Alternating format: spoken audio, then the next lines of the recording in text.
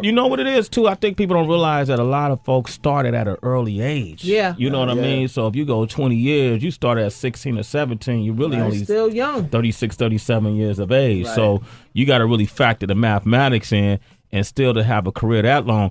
I always tell these young dudes who come up here to get hot for a year or get hot on the internet or, on a blog, man, look at guys like Mobb Deep, and see how long. When you do 5 years, great, you're blessed. 10 years, you're lucky. 15 years, that must mean you're really talented. Right. 20 years, that's divine.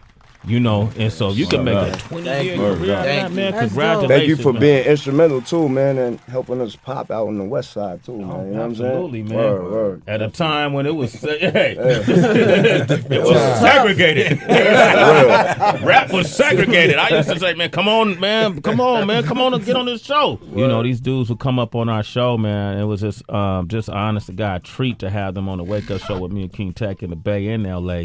Wow, man, that's a moment with Prodigy and Havoc from Mobb Deep. And as we know, Prodigy passed away. And this is Queensbridge. Should be proud of the legacy that Prodigy and Mobb Deep. God bless Havoc. God bless Prodigy, his fans, his friends, his family. One of the most critically acclaimed East Coast music groups that the music business has seen. These dudes were hardcore from day one. They from the Juvenile Hell album that came out, man. And the thing about hip hop and a lot of the artists back then, a lot of things weren't documented. And, right now, anything that happens, you find out instantaneously. But I love when I find out information about somebody that I didn't know. And DJ Premier is somebody that got a chance to work with Prodigy and Havoc. And DJ Premier, easily one of the most celebrated producers, people, friends that the music business has ever seen. Man, he produced music for Prodigy and Havoc that has never been heard before. And I asked DJ Premier, man, can you call up on the show and share some stories as we celebrate this man's life and legacy? And sure enough, as always, he never lets us down. Welcome to the show, DJ Premier. Primo. Yo, what up, Sway, Heather, Crazy Wanda? Legends. How you doing, man? I'm good. Just staying positive as always. No matter what, I always tell people, no matter what goes through, you got to still keep a positive attitude. Got to keep it positive. This circle of life, we got to, really understand. It doesn't make it easier, but it's nothing. No question. But it's something we got to, it's something you got to accept. Embrace that. We are here today, and sometimes we're gone tomorrow, which is why it's so important that we celebrate today. We're celebrating the life and legacy of Prodigy, man. What can you tell us, man? The first time you worked with Prodigy, when was that? 1993. Large Professor, shot the Extra P. He gave me a call and said, "Yo, man, there's this new group called Mobb Deep. They're from Queensbridge. One's from Long Island and one's from QB, but they repping QB." He said, "I did a song called Peer Pressure. I'm gonna send it to you." And of course, that was when you had to send a cassette in the mail. And he said, "They really want you to remix their single that Large Pro did." And so once they sent it to me, I went out to Long Island to hook up with them. And as soon as we went to Long Island, this is back in the days when I used to carry guns. I don't do it anymore, but I was young and ignorant. I had a Uzi in the car and a Tech 9 and a whole bunch of weed. And we get in the car to roll a joint in front of a corner store by where they live, where Prodigy lives at. And as soon as we pulled out of the parking lot, the cops pull us over and start harassing us like crazy. And I'm just like, we're going to jail, Yeah, but you had a Uzi in the car, Primo. I was Big Uzi Vert. You know what I'm saying? Big Uzi Vert, okay. Yeah. And I stayed calm. I mean, we literally hadn't lit the blunt yet, so it wasn't no smell, and I was able to talk my way out of it.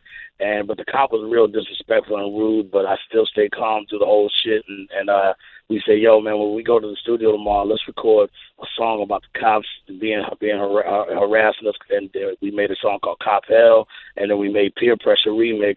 Cop Hell was on the album Juvenile Hell, but then when the Ice-T situation happened, Cop Killer, 4th and Broadway, the label pulled the record. So me, Prodigy, and Havoc was like, yo, why don't we press it up ourselves and sell them and get some cash?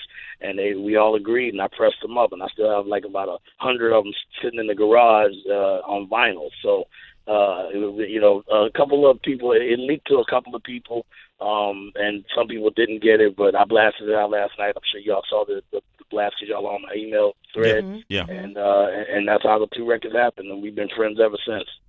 Man, which one you want to play? Well, Cartel is unreleased, even though they may have leaked to a couple of years ago back. But Peer Pressure is really the one that set it off, and they did a video the very next day.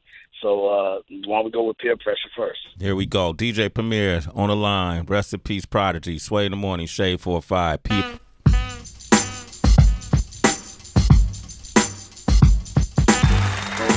DJ Premier is on the line right there. That's the remix. Peer Pressure back in 1993, original produced by Large Professor on the Juvenile Hell LP. DJ Premier is with us. Primo, hold on the line. I want to take a caller to how you put on line 2, the caller wonder. Put Primo on line 2. All right. Let me see. And right now we got. Let me see. I met him a couple of years ago. Yeah, man, look at all these people that said they met with him. Wow. Wow, we got let's go to Connecticut, Atlanta. D'Angelo, what up, man? How you doing? What's up, fam? How you doing, Sway? Good, man. Good, man. We lost an icon, but man, we want to celebrate that man's life, the way he lived it, that work regiment, man. No doubt. Prodigy, man, never stopped moving, never stopped creating. Even when he was down, when he was locked up, he was writing, and he was getting his health together. The man lived strong with sickle cell, to be able to tour like that. Primo, you got to add to this, to be able to tour like that and produce like that, it's a testament to his strength. D'Angelo, you met him before? Yeah, man. Actually out in New Haven, Connecticut at Toad's place. My man was the engineer for Toad's, and, they came through, blessed the whole building, and, if you weren't really about that life, man, you couldn't come up with no show like that. And the energy that them 2 strayed, man, was, what I mean? It was definitely infinite, man. That's what's up, man. I'm glad you got that moment, D'Angelo. Tell the stories, man. You're a citizen, brother. Sway in the Morning. All right. Let me see. Primo, you still there? Yeah, I'm still here. He just recently passed, but I also know he just recently performed, too. Is that correct? Yeah. He did the Art of Rap show in Vegas that Ice-T put on. So, and I spoke to Alchemist actually after he passed yesterday, but I didn't want to put it out there until his publicist and everybody else put it out there. But he was the first one to call me very early because he had spoken to him in the hospital, and he said that he was like, yeah, still feeling a little down, but he said I'll be out maybe another day or 2. But he said same regular attitude, because I've done shows with them recently overseas, and we were on the same flight, and he's carrying his machine with him, and I'm like, yo, what's that? Some equipment? Yeah, microphone. He's like, nah, this is for my sickle cell. But he's rolling it right down the aisle, to go to his seat. So he always had a cool attitude, but obviously he's lived with it for so long, he's used to it. But yeah, they had just done that Art of Rap show in Vegas. Did the Art of Rap show in Vegas. Wow. So, man, he passed away doing what he loves to do. Wow. Yeah, 100%. 100%, man. What else can you tell us about Prodigy from your dealings with him, Premier? I have a funny story. Remember Jack the Rapper when we used to go to that, Sway? Yeah. I think it was the one in Atlanta. We go there, and they were upset about South Central Cartel having the same name as Prodigy and Havoc. So we're in the lobby, and they're walking around with no shirts on, looking like they're 12 years old, with Hennessy in a little Hennessy glass, and looking underage.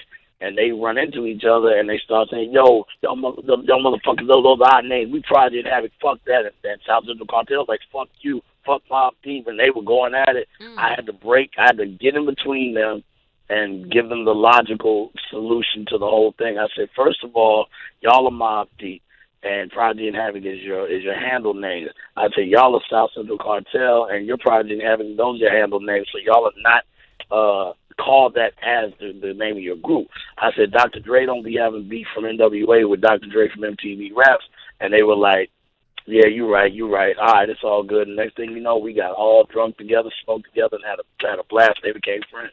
Wow, man. Hey, and I think the significance of that is at that time, you know, there was still a lot of tension between the coast. Oh, yeah. You know, and South Central Cartel, they were some real ones too. So, so for you to be able to do that, man, geez, man, Premier, man, that's crazy. You a real one. Word up. That's crazy. You know what the other part was? South Central Cartel, they were so tall, you know, like, and you know, and they looked like they like the squab, and it was getting ready to go down like that. I just was like doing my best to just calm it down because I was like, it's going to get ready to get ugly, and you know them conventions can get ugly, especially in the 90s.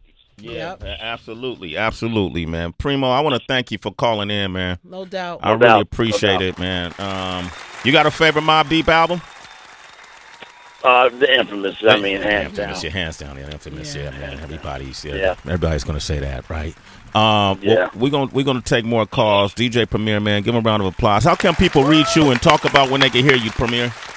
Well, of course, you know I'm also a Sirius XM employee. That's right. Yeah, you can catch me on Friday nights on Hip Hop Nation, which is Channel 44. We're right next door to Shade 45. It's the Live from Headquarters show from 10 p.m. to midnight with me, Panchy, and Creepy Clown, a.k.a. King of Chill, the legendary producer. And we go in just rocking that underground. And, you know, we always listen to y'all in the morning. You already know every morning y'all, I wake up and I drive around and everything, listen to Sway in the morning. So, you know, my Twitter is Real DJ Premier. My Instagram is just DJ Premier. And my Facebook is DJ Premier. And we're here still keeping the culture alive. That's what's up, DJ Premier, man. And here's the song Cop Hell that DJ Premier provided for us. It's a rarity, but you got it first right here on Sirius XM. And rest in peace. We're going to keep saying it and celebrate the life. Prodigy. Word. That's what's up. Thank you, Premier. Sway in the Morning, Shade 45. Big Boy from Outkast is up next. Sway. It's Sway in the Morning, only on Shade 45. Kilo.